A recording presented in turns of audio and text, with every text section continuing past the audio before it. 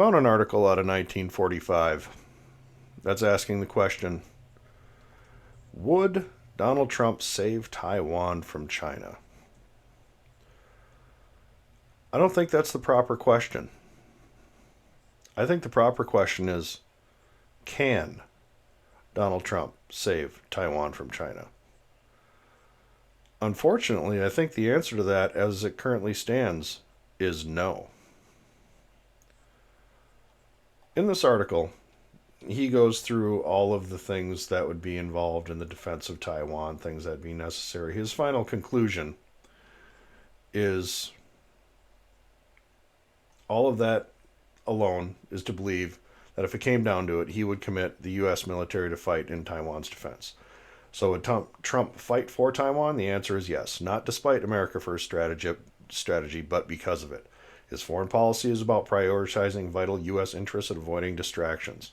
Taiwan is a vital U.S. interest. I agree. I also agree that the president would be inclined to defend Taiwan.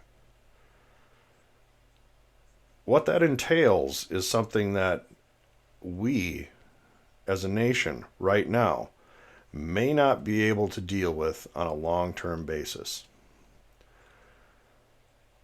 This is a related article out of Task and Purpose. Historic China Marines Battalion converts into latest Littoral Combat Team. 1st Battalion, 4th Marine was established in 1911 and later assigned to Shanghai. The battalion surrendered with all U.S. troops in the Philippines in 1942 and was reborn as the 1st Raider Battalion in 1944. The important part, the 12th Littoral Combat Team, or 12th LCT, is the 3rd battalion-sized unit stood up as part of the 12th Marine Littoral Regiment, which falls under the 3rd Marine Division, 3rd Expeditionary Force. The new unit consists of reinforced infantry battalion and anti-ship battery. This is the Marines' website. The dog forgot to breathe there. This is the Marines' website, and it goes through what a littoral unit is. Approximately 2,000 Marines, anti-air battalion, ground elements, logistic elements. Here's my issue. Organic operational mobility. That does not exist. They do not have organic operational mobility because it hasn't been built yet and it hasn't been approved yet. This is an article from 2023. The Navy puts on hold amphibious. The proposal to build a slow, combat-shy, light amphibious warship raises questions about a key Marine operating concept. A key concept in the Littoral Combat Regiment is its ability to disperse itself among many small islands, bringing anti-ship missile capabilities, anti-air capabilities, and of course ground defense. As of this moment,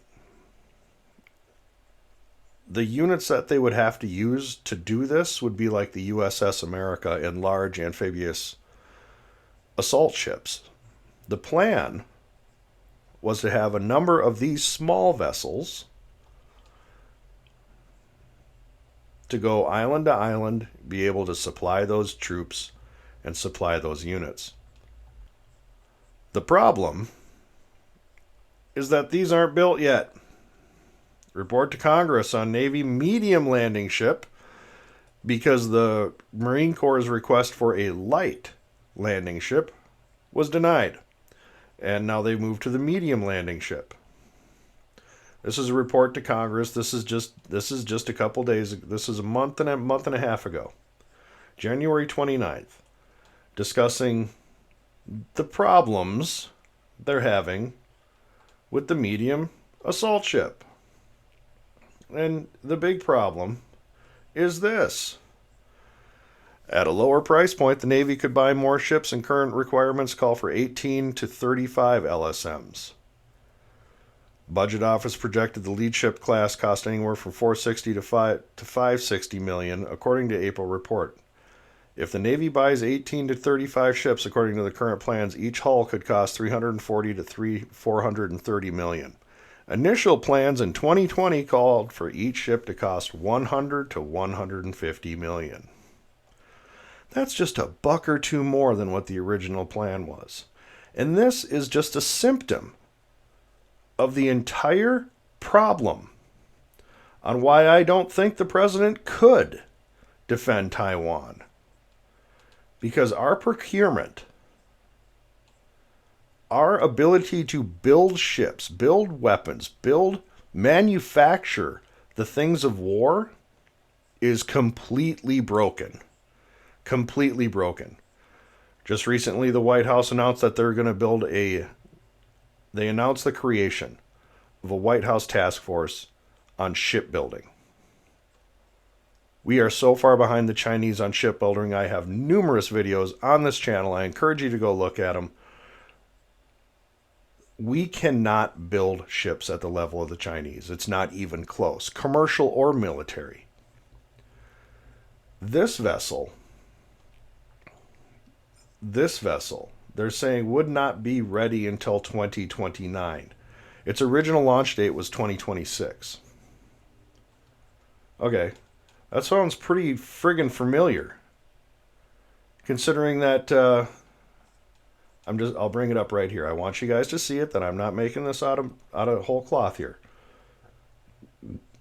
The first LSM would be awarded in March 2025, and that ship would be delivered in February 2029. Okay. February 2029 delivery date. Same as the delayed Constellation class, which was originally put on paper in 2021. Our first unit was supposed to be delivered in 2025, this year. Now scheduled 2029. We have a problem. The defense industrial complex of this country is so broken, and it is so fleecing the government and the taxpayers. Something must be done. Something must be done. Our ability to supply from the United States to the Philippines, 7,000 miles away, to Okinawa, 5,500 miles away, to Taiwan, 6,000 miles away, no less to Sydney, Australia, 7,800 miles away. We currently don't have the ability to do that. In a sustained conflict, we do not have that ability. In a large-scale combat operation against the Chinese would utilize area denial. And we can't go in there one aircraft carrier battle group at a time. We would have to go in there with a fist to punch our way through to whatever base we were going to. And since we wouldn't have the ability to supply those bases from island to island to island because of the cancellation of the light amphibious assault ship and the delay of the medium amphibious assault ship, you are now utilizing USS America and amphibious assault warships used for Marine Expeditionary Forces, not just littoral combat forces. We don't have the ability to supply by air, currently, Taiwan, Philippines, those outer outposts that we would be putting out in the Pacific. This is from an Army publication. This is going to be a separate video in the future. But this is from an Army publication. This shows People's Liberation Army missile forces. They have thousands and thousands of short-range and medium-range ballistic missiles. The medium-range ballistic missiles are going out to the second island chain. The Philippines, Japan, Marianas, Palau. The first island chain is all covered by their short-range ballistic missiles. By the thousands. Now, not all of them would hit, of course not. And we have defense systems that would be very effective against some of these. Against the hypersonic DF-17, we don't know. We don't know. A DF-26 ballistic missile, the SM-6 could probably counter, but our production rate on the SM-6 ballistic, on our SM-6, is 150 per year as it stands today, to be boosted to 300 by 2028. So are we going to be able to defend and take the fight to the enemy, be able to resupply all of these littoral combat bases that we intend on putting Marines on all throughout the Pacific on small islands so we can perform aerial denial on them? Are we going to be able to supply them consistently, thoroughly, from 7,000 miles away? Because if you think that we're supplying them right from Guam or Okinawa and they're not under fire consistently, you have another thing coming. So the logistical chain of 7,700 miles, and I think that's what you have to think from here to Sydney. You go your farthest length and you figure it out from there. So something like the medium amphibious assault ship, the medium landing ship, is a good thing. The light landing ship is a good thing. I'd open up those contracts to every single non-defense contractor we have in the country, because I'm pretty sure we can get it for cheap. This is part of the whole situation. Our Defense Act procurement system is broken. It's because we only have a few main contractors that they can rip us off like this, where they can come up with something like, oh, well, you were planning $100 million. Yeah, it's going to turn out to be more like $350 to $430 million. Open this up to every single non-defense contractor in the country and see if you can get it in something more closer to your bid, because I think you're going to be able to. We need competition. The big five need to go. They need to be broken up as the monopolies they are. We are never going to compete. We are never going to compete and break this stranglehold, because they can build missiles a hell of a lot faster than we can build ships or planes. So when we go, we've got to be able to do it and do it on full scale. And right now we can't even do it on an experimental scale. So could Donald Trump save Taiwan from China? I think the answer as it stands today is no. Not unless there's a drastic rethinking in the procurement and acquisition of weapon systems in this country. The big five have to be broken up. There has to be competition. You cannot have exclusive builders for certain things. This isn't the state-of-the-art stealth bomber. This is a freaking landing ship. Okay? This is a landing ship. We had them in World War II. Right here. Landing ship tank. And we spat these things out. We spat them out. We had many, many landing ship tanks. And now we can't even build one,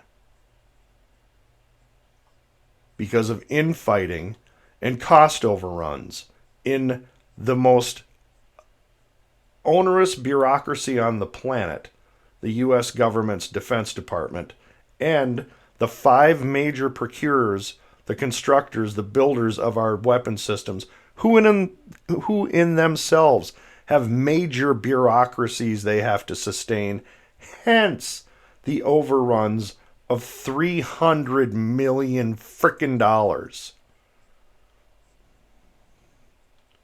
It's broken, ladies and gentlemen. And no, I don't think we could win a war with China like this. If things changed, we absolutely could.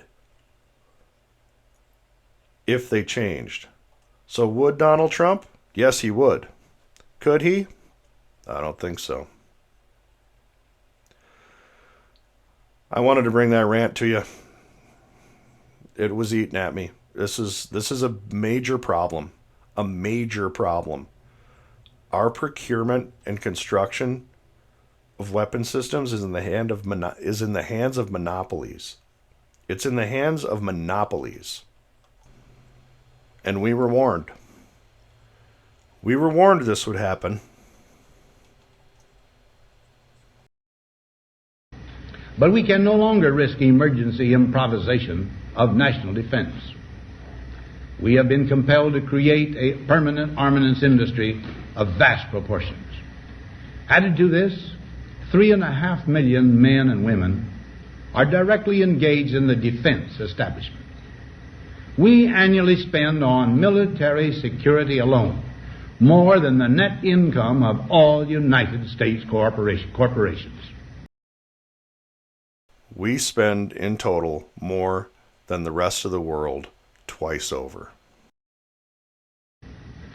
Now, this conjunction of an immense military establishment and a large arms industry is new in the American experience.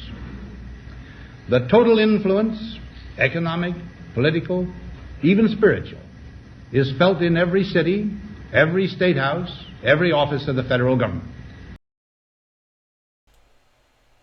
Which is why cost overruns and delays are absolutely accepted and just shrugged off when the needs of the military and the people on the ground, our soldiers' lives are on the line, when their needs are brushed aside because it's just so vast. It's in every single aspect of it. So as long as the money flows, who cares if the blood flows? We recognize the imperative need for this development. Yet we must not fail to comprehend its grave implications. Our toil, resources, and livelihood are all involved. So is the very structure of our society.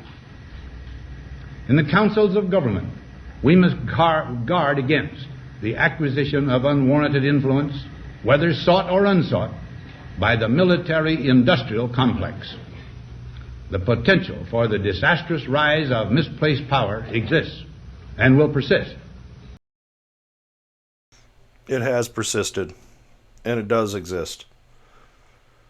My concern in regards to the military-industrial complex with this video, and this subject particularly, is the inability and the willingness to sacrifice American lives and American needs for the riches. The elimination, almost wholesale, of our shipbuilding industry. The lack of competition in the defense industry, the unwillingness of the Defense Department to open up contracts to anything but the major contractors has shown that the defense industrial complex has a tight grip on Washington and must be loosened and taken apart. American lives are at stake. You have a doctrine right now with the U.S. Marine Corps in the Littoral Regiment, okay, and you do not have the means to supply it. You have a doctrine without the means for implementation, which means we're going to have a whole bunch of Wake Island defenders all over the place in the next conflict. And if you know history, you know exactly what that means. We have a major problem. So would Donald Trump save Taiwan from China? He would if he could, but he can't, so he won't. And the U.S. will be humiliated.